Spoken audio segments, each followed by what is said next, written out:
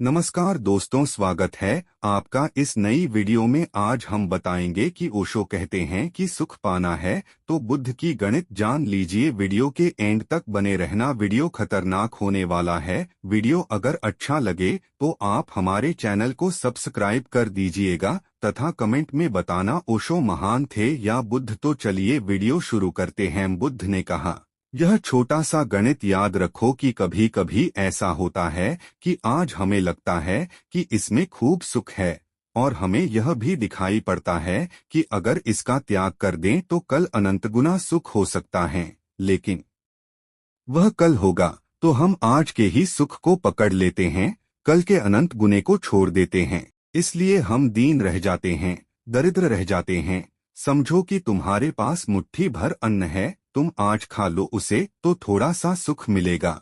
लेकिन अगर तुम इसे बो दो तो शायद 2-4 महीने प्रतीक्षा करनी पड़ेगी, लेकिन बड़ी फसल पैदा होगी, शायद साल भर के लायक भोजन पैदा हो जाए। तो बुद्ध कहते हैं, बुद्धिमान कौन है? बुद्धिमान वह है जो अल्प को छोड़कर विराट को उपलब्ध करने में लगा रहता है, जो जीवन के आत्यंतिक गणित पर सदा ध्यान रखता है कि जो मैं कर रहा हूँ इसका अंतिम फल क्या होगा। आज का ही सवाल नहीं है, इसका आत्यंतिक परिणाम क्या होगा। स्वभावत उस दिन जब बुद्ध शंख नाम के ब्राह्मण थे, थोड़ी अड़चन हुई होगी। अगर जैनों के मंदिर में गए होंगे तो हिंदुओं ने कहा होगा, तू वहां क्यों जाता है? ब्राह्मण थे, कष्ट हुआ होगा। अगर हिंदुओं के मंदिर में गए होंगे तो जैनों ने कहा होगा कि तू तो हमारे मंदिर में आता है, अब वहां क्यों जाता है? कष्ट हुआ होगा। गांव में शायद पागल समझे जाते होंगे। तुम जरा सोचो कि तुम सब मंदिर मस्जिद में जाकर नमस्कार करने लगो, लोग समझेंगे दिमाग खराब हो गया। जिनका दिमाग खराब है वे समझेंगे कि तुम्हारा दिमाग खराब हो गया, कष्ट हुआ होगा, प्रतिष्ठा गंवाई होगी, लोगों ने पागल समझा होगा। लेकिन बुद्ध कहते हैं वह छोटा सा त्याग था। क्या फर्क पड़ता है कि लोगों ने पागल समझा?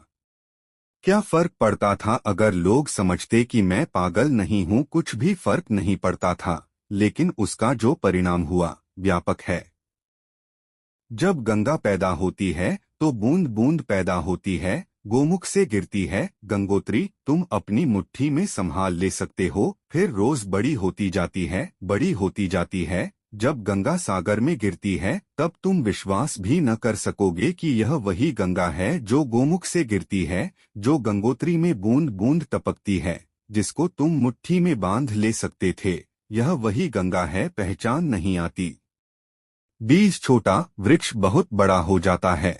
बुद्धिमान व्यक्ति अल्पसुख को छोड़ता चले महासुख के लिए। छोटे को न पकड़े, क्षुद्र को न पकड़े, विराट पर ध्यान रखे। दूसरे को दुख देकर जो अपने लिए सुख चाहता है वह वैर चक्र में फंसा हुआ व्यक्ति कभी वैर से मुक्त नहीं होता।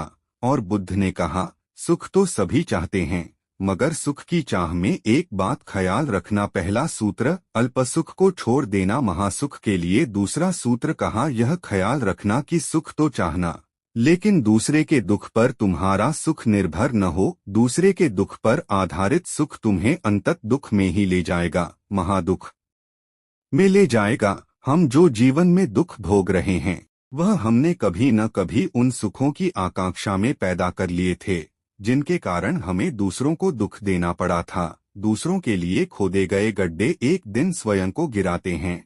वीडियो अगर अच्छी लगी तो आप हमारे चैनल को सब्सक्राइब कीजिए और कमेंट में बताना कि ओशो को भगवान की संज्ञा दी जा सकती है या नहीं। वीडियो देखने के लिए आपका बहुत बहुत धन्यवाद।